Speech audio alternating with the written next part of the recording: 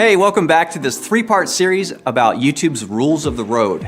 In our last video, Kelly talked about our community guidelines and how they're enforced. In part 2, I'll get into how copyright works.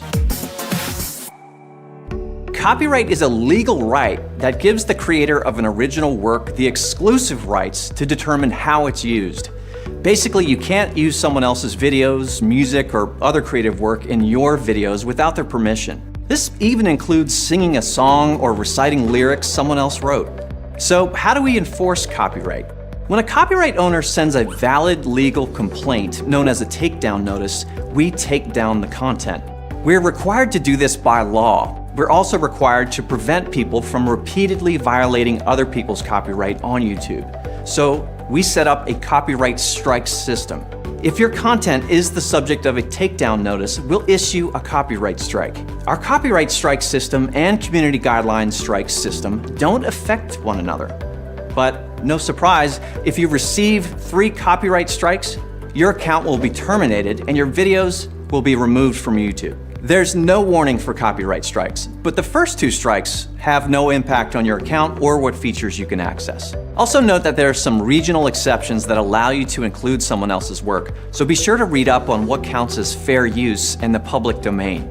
You may have also heard of Content ID and wonder how it relates to copyright.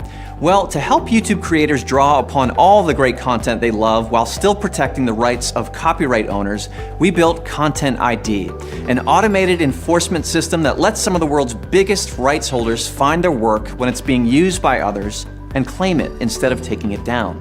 So even though Content ID has a lot to do with copyright, a Content ID claim is not the same as a copyright takedown notice. In exchange for not issuing takedowns, which would result in copyright strikes, rights holders can use Content ID claims on videos to either track video performance but leave the video on the site, to block it on a country-by-country basis, or most often they choose to monetize the video by placing ads on it.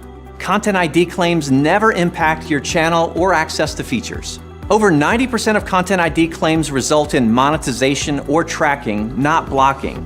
That means millions of videos that would otherwise be removed and result in copyright strikes instead get to remain live on YouTube. At its heart, Content ID is an automated matching system. Machines can't account for things like fair use or rights holder errors. But don't worry, you can dispute a Content ID claim if you think it's invalid, and will often hold the revenue that the video is making and pay out the appropriate party once the dispute is resolved. So now you might be thinking, as long as I'm following the community guidelines and not violating copyright, then I can become a YouTube partner and make ad revenue, right? Not quite yet. What? Let me sit down. There are a couple more things to be aware of if you want to be a YouTube partner and make revenue from ads. My name's Mahalit, and in the third and final part of this series, I'll give you an overview of the YouTube Partner Program and our advertiser-friendly guidelines. Click this end screen to come on over.